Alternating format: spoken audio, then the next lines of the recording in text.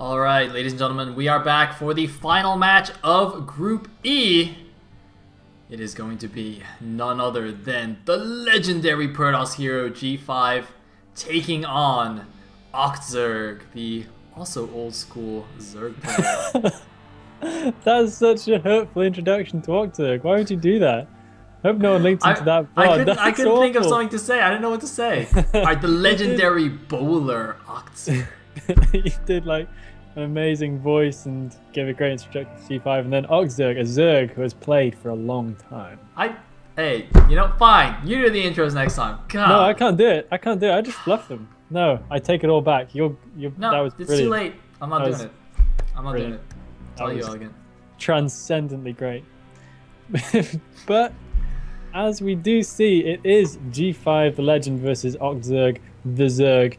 And this is going to be curious because a lot of people in the chat are doubting on G5's skills, his ability to take out Zerg. But what would you think of that, Mr. Sale? In my head, I agree with them. In my heart, I say, screw you guys. G5 is awesome, and he's going to own. I feel exactly the same way. Yes. And I feel like Zerg isn't, I don't know, he's not unbeatable. I think if G5's on his game, then he can take this game off Zerg. But I don't know. I'm not really entirely familiar with G5's PvZ, so I don't know. But I have a little bit of a sinking feeling about this. But I'm rooting for him, and really just hoping he gets it together. But Zerg has looked a little bit of indecisive in both his games, and that could actually be his downfall once again. Yeah, well, I don't know. I mean, he was definitely questionable against Doty, but Doty's pretty awesome. But then against Mad, I mean, he was pretty dominating in the mid and late game. So yeah, that's true. That's true. I don't quite know what happened to Mad in that game. It's a little bit bizarre. Yeah, it seemed really weird. He just kind of got. He really didn't have any stuff, did he? Yeah. His armies were just. I mean, he did lose a lot of vessels for no reason, and considering he rushed for vessels, maybe that definitely. Well, I guess that could rushing for vessels and losing vessels, and that's not brilliant. But yeah, Zerg, he did look indecisive in both of those games, and he really paid for it badly against Doty. Doty was able to just kind of stabilize and eventually crush him. So, there's definitely some pretty significant winners for G5 to hit right here. It just depends on whether he, goes forth and hits them, or whether he plays really conservative and kind of gets a little bit thrown off. Because people can get a little bit thrown off when they kind of see everything happening at once, and get a little bit confused about how to react. But hopefully that won't happen here. Indeed. So I am ready for the final match. How about you, Elegant? I'm ready. Here we go on Fighting Spirit. Stomping knees at the right, like a wizard. When he games all night. What's up, Blizzard sipping on his Jamba Juice? To feel alive, I wish I could pick a toss like G5, like G5, like G5. I wish I could pick a toss like G5, like G5, like G5. I wish I could pick a toss like G5. Give him that ZLet, give him that Dragoon. Even if you macro up soon, you will still meet your doom. Get them hockeys working, your workers got storm. Alright, here we go, ladies and gentlemen, into the final game.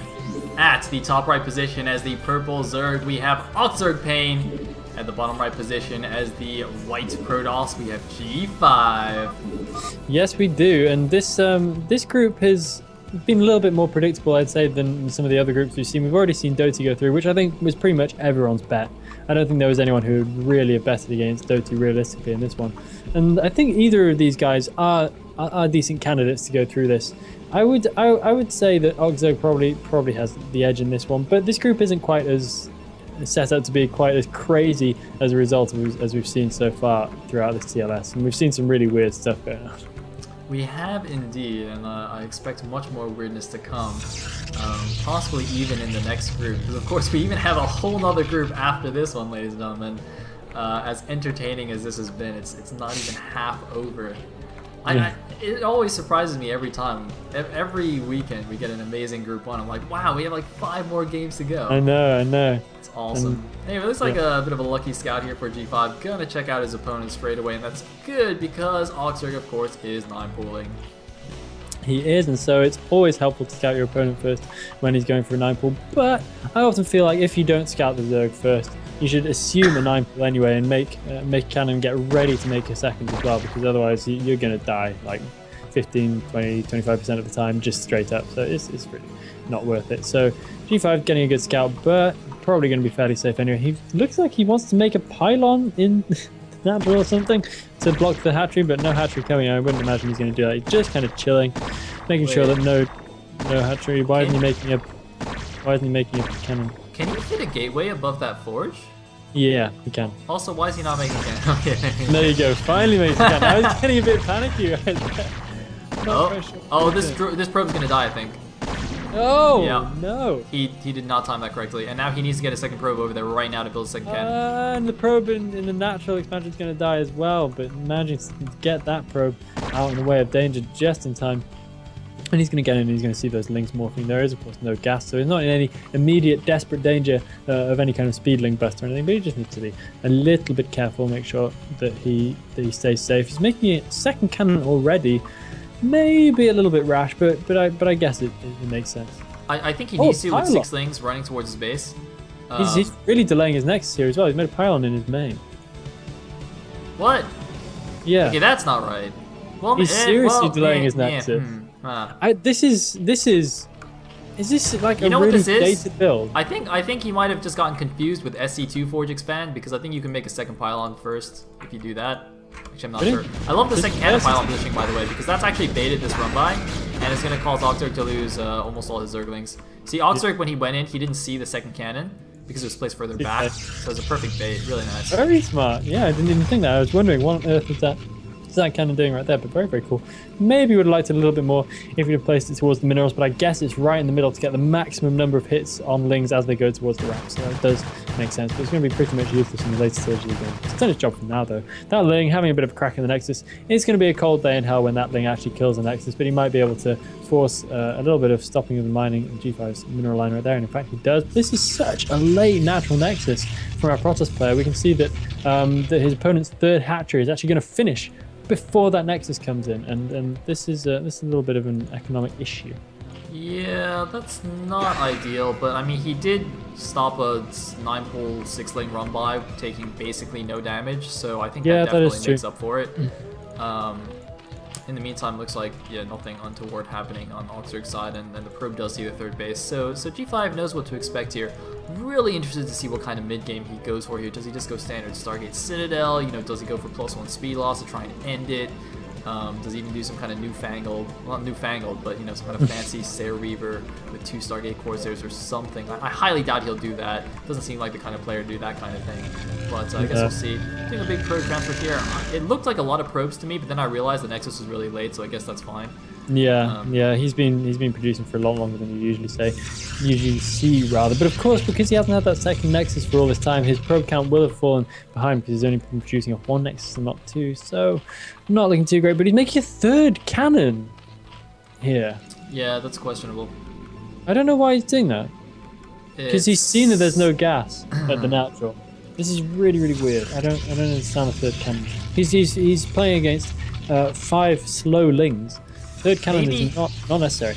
Maybe it's just because of Oxzerg's reputation. He's just like, well, this guy's probably going to ling run by again, so let's make a third cannon.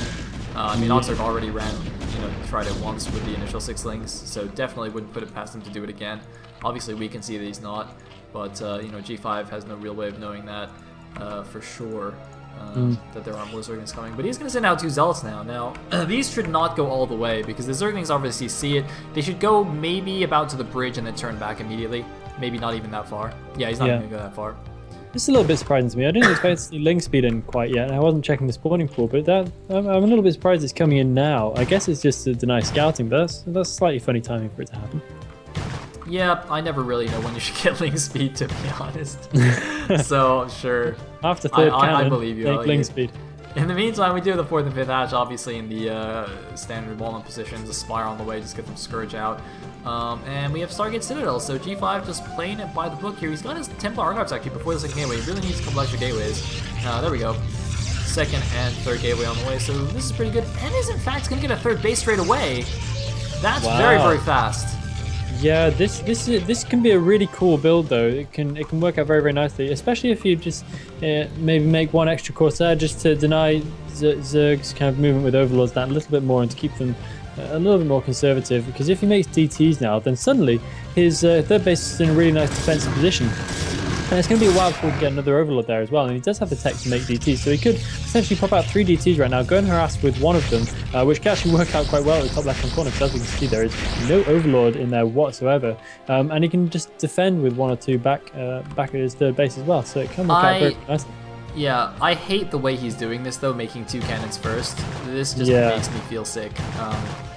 Oh dear. If you're gonna go for this fast third, you just need to go balls out and just get it and defend with good unit positioning and just good control. You make the 2 cannons first. I mean, is this even really giving you safety? Because you're not. These cannons don't even cover the ramp. Like it's not. There's no safety there whatsoever. At least they should be on top where they can sort of cover the ramp and you can just block with zealots. But I mean, this has been scouted and it's like not even that fast. It's just really, really weird. Yeah, it's quite fast. And I guess it's a little bit fast taken in the context of the fact that the Zerg opponent hasn't yet gone for a 4th base. And he's kind of delaying that a little bit further. And interestingly, now we have a sunken colony coming in at the natural expansion as well for Ogzerg. I'm not quite sure why he's deciding that now is the time for a sunken. I guess it's a little bit of safer DT defense because he doesn't have enough units out yet to snipe it on the way in. But even so, that 1 DT could still make his way all the way in, especially if it's accompanied by a 2nd DT, making it 2 DTs. And this could be very, very risky, although he does have an Overlord in his main. It is floating away post-haste. Not that much very much from Overlord. And it takes a while before the DTs get into Overlord range as well, so they still have plenty of health by the time they get into the main base. Oh my god. Oh no. Oh no. Oh shit, does he have speed? Oh, he's not even getting speed. He doesn't have speed, and he's not getting speed, and the natural's not even covered. Oh my god, kill the drones, G5! Oh, top left as what well. the shit? What? There's no oh my god, the left side! Oh no! Oh no! He doesn't see it! He doesn't see the left side one! He's too busy focused on the main G5! G5 is killing all of the drones! All of them! They are all dying! G5! All the drones! Oh man, 15 kills, ladies and gentlemen. 15, count them. Oh my god. The DT dies. It could have even gone up and sniped the 4th as well, had it so wished. G5 had a DT in each base at one point there. That is rough. So that just went badly for Ogzerg. I think that's putting it mildly. That was hideous. Oh man, and G5, you know, he got his 3rd base up safely. He's getting additional gateways. They're a bit randomly placed. I guess he was too busy, you know, microing those DTs. But man, Ogzerg must not be happy about this. That has put him so far behind. G5 with 15 supply lead, but a ridiculously fast 3rd base. Now, Ogzerg, of course, does have his 4th, but it's not saturated. It's not mining at all, obviously, because he lost so many drones, had to resaturate his original bases. However, he does have lurkers out, so he can maybe start setting up a lurker contain, and that's one of the weaknesses of this fast 3rd base, is the obs are actually quite... You can see the robos only just started for G5. It's going to be forever before he can actually properly break out of this contain. Yeah, that's gonna be pretty annoying for him, and that could give Ogzerg a real way back into this game because he can just he can really collect his economy together, and you can see how quickly he can get drones back up and running. So the window is actually not that oh man, big. He needs his cannons to finish before damage. the lurkers get in, though. He needs the cannons. Okay, good. Yeah, just gonna finish making more. Nice storm, taking both the lurkers down there. Very nice, and actually there's a damaged lurker outside his natural as well. If we were to land a storm on that would die as well, and that would be goodbye for the lurker contain for now. So that might even be well worth doing. But I don't actually think he knows that. But yeah, if this goes on for too long, then Ogzerg looks like he's going to make another base as well. It looks like he's making ready for a 5th base over on the left hand side. He's got another drone hanging around looking very, very ominously ready to make another hatchery, but it's so quick for Zerg to re-drone if they're not under any pressure. He's had to make hardly any units, and G5 has just been kept right at home when he needs to be out and about on the map, forcing units rather than drones after all that harassment. Otherwise it just goes to waste. Yeah, definitely. I mean, I think G5 is going to try and move out pretty quickly here. He's actually getting double forges in the main because he's going to lose the one in his natural, but his goon range is almost done. He's been making a decent number of goons. Once his obs comes out, he should be able to break out here. I mean, it's just one lurker at the front, just being a pain in the butt. And I quite like this pylon wall, by the way. It is 3rd. Pylon walls, actually, they're not just for blocking vultures. They can actually, I mean, they block lurkers, obviously, as well. And they're just a pain in the butt because, of course, Brood War's AI is not the smartest thing in the world. So they can cause some kind of bugging out Havoc. In the meantime, Oxford actually investing in quite a few Sunkens at his front here. Curious that all the Sunkens at his natural are outside of his wall. I don't know why he bothered to Sim City at his natural if he was going to build the Sunkens on the outside. Might as well just put the hatchery in the den somewhere else, but I guess not, it doesn't really matter. In the meantime, he's mining on 4 bases. He's back up to saturated, after that early DT attack. Oh, he's easily, really well saturated. Yeah, super saturated. Look at his main. He's got drones stacking around as they mine. And that's up Greater Spire. well. Oh, damn. Oh, damn. And he's got so many Musos coming in. I was about to say he's stacking up a lot of money and he's saving it for something. And I was pretty sure it wasn't going to be Ultralisk quite yet, but there we go. We have like 4 DTs in production. Where are they going? I have no idea. They're presumably getting in a shuttle. I don't see Do we a have a shuttle on the way? Oh no, there's a shuttle hiding on the right side. We do, because I can't really think why else you'd make 4 DTs all at once unless you're going for some super cool drop. But we do have Mutas out now as well, so that could be very, very aptly timed. And we don't have a single Corsair on the map either. And they could actually run straight in and find that shuttle. They're going to start making into Guardians, I'd imagine, over the over the natural expansion. This is going to be pretty tough for G5 to react to, but he does have a huge army going out into the middle of the map, and there is not a lot to defend this for Ogzerg, so he's going to be living white on the edge right here. The DT drop's going to fly straight into Scourge and Mutas. Oh no, he's going to lose a really expensive drop. He's not. He's going to turn back because he's G5, and he's going to lose it anyway. God damn it. God damn it, G5. Now he has seen the Mutas, so hopefully that tips him off a little bit to the Guardians that are coming, but I don't know what he can really do about it. And you can see there's a 6 Sunken Lurker support defense outside Oxorg's natural, so no way he can actually attack there. Yeah. So that, and by the way, that was a tremendous loss there. 4 DTs is ridiculously expensive. They're 125 gas, minerals and 100 gas each, right? So that's 500, 400 down the drain straight away. Looks like G5 though is going for the top left, and actually top left is not nearly as well defended as I thought. There isn't a spore colony there to stop the observer, so he can start taking down the lurkers. Or actually, there's only a single lurker there as well, and G5 could actually bust the top left here. Oxerg making the mistake, not leaving enough defenses here. Good storms on the Zerglings, and it looks like with these Dragoons here, we should be able to break down the Sunkens. Reinforcing Zerglings coming in to face the Goons. G5's gonna have to micro these. These are cracklings. They will tear down the Goons very, very quickly, but this base is in some trouble right now, although G5 is losing units. He's got some more storms. He's got 2 max energy Templar. Really needs to use some storms here. Yeah, he needs to get some storms on these freshly hatching Lings before they spread out. Looks like the Lings are going to get fairly easily taken out in small numbers, but as soon as they get the Guardians in the natural. Have we dropped? Are we going to drop? No, we're okay. Okay, we're okay. The Guardians in the natural. I thought it might save G5 that he managed to scout it, and he did in fact start making Corsairs at that point when he accidentally flew into it with his shuttle. But he hasn't been able to take out this top left-hand corner base, and there are more Lings coming in. G5 is going to lose his stuff. He has all these high Templar just sitting there with all that energy in them, and all these Lings coming in, taking down the expensive troops practically for free. Oh, and there we go. Mass stacks. Oh, and the drones come back in as well. Just after all this max energy high Templar go down. I am so angry now, Sale. I'm so angry. How does this happen? G5 is now in pretty rough shape. The supplies are roughly even, but Oxorg's got bases all over the place. The Guardians are uncontested. Finally, some Corsairs come out, but it's way too late. They've even killed the Nexus. So the damage has been done already. Even if they all die now without doing anything else, it doesn't even matter. The damage has definitely been done. And I'm not sure what G5 can do at this point. He just lost his entire ground army as well, and Protoss can't really rebuild very easily at all. He's even supply blocked as well, so he definitely can't rebuild his army now. How did that happen? I guess he just lost pylons and the Nexus at his natural, I don't know.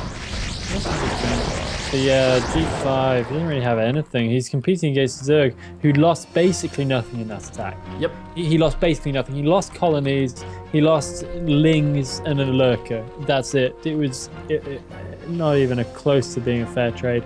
He's going back out now, but he has such a small army, and it's so easy to overestimate the sorts of damage you've done to a Zerg when you do that kind of attack, but realistically it does very, very close to nothing, especially when you lose a natural expansion at the same time. He's doing a nice little bit of overlord harassment, but Ogzerg does have some headroom on his supply. He is going to lose that headroom though, and he's going to be supply blocked for a little while. He still doesn't have overlord speed, quite curiously. But this little force from G5 is going to get easily cleaned up by reinforcing Lings, who do well to run away with that.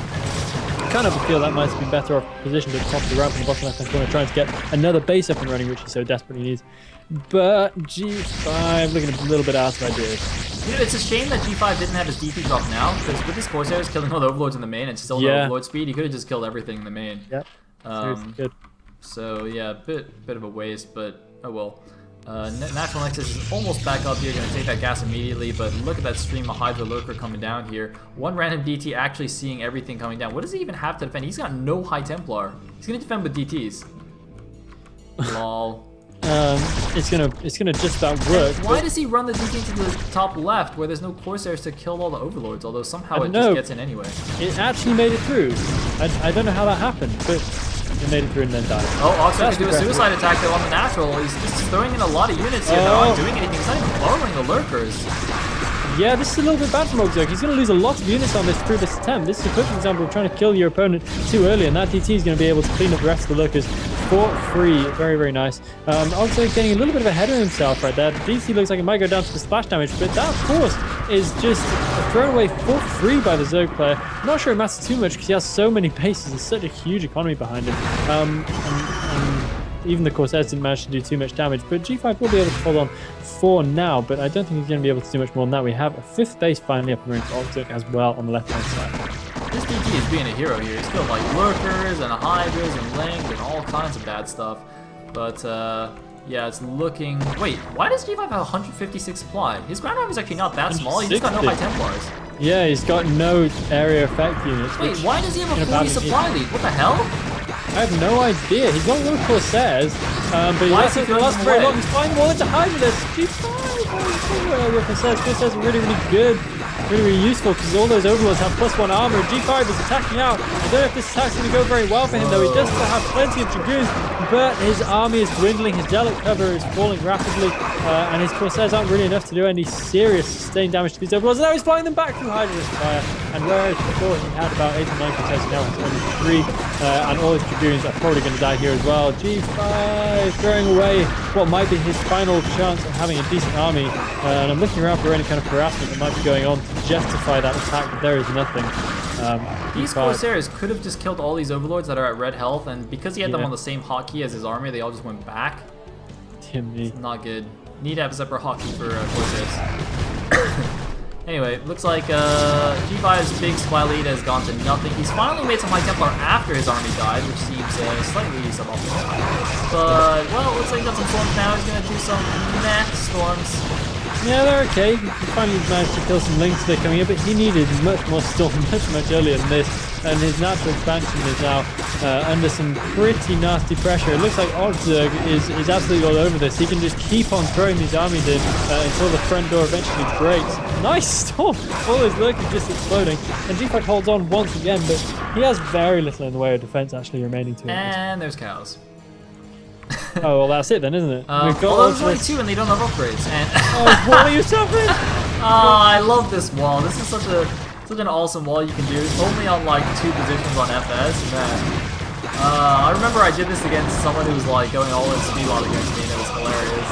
Oh, the goofy wall. What was that wall? It's 2 gateways and a forge, and it's like completely tight except between the gateways. What?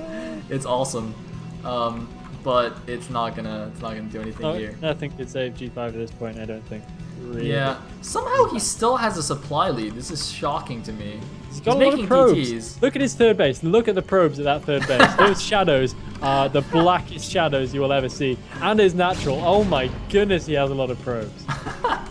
He has literally about 100 probes. Oh man. This is crazy. I would love to see a storm drop right now. On himself? Well, from anyone. Someone jump in the game and do a storm drop. That'd be so cool. We have a decent number of DTs and Dragoons and things. G5 is still... Oh, storm the eggs! He's Kill the eggs! Oh, he's got no storm. He doesn't have storm. Look at these mass DTs though. They're actually killing everything. DTs are really good. But DTs don't last too long against Lurkers. This can get really bad. The army of G5 is done once again. You can go back to natural, where Ogzerk is going to keep pushing and pushing. And keeps trying to go out, but he's fighting against a guy who has 5 bases, and who may not have quite as many drones as him, but has far more minerals to actually be mining those.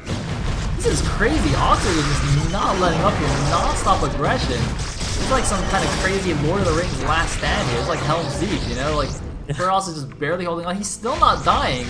All he's got to do is wait for Gandalf to come around. I don't really know what Gandalf would be in this game, though. I don't know. Power outage? Seems legit. Yeah, power outage. That might just do it, but I have to think that would do nothing but accelerate the defeat. I think this one's pretty much cut and dried. Mauling's coming in. Walling going down again. See? It's awesome, isn't it?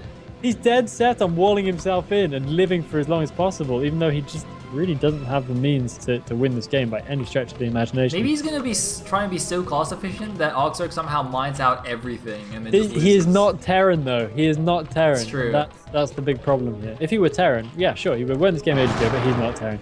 There is no way he's going to be able to do this. Oh man, the Cows have their upgrades now, 5-2 for them, although 3-1 for G5. He has actually kept up decently on his upgrades.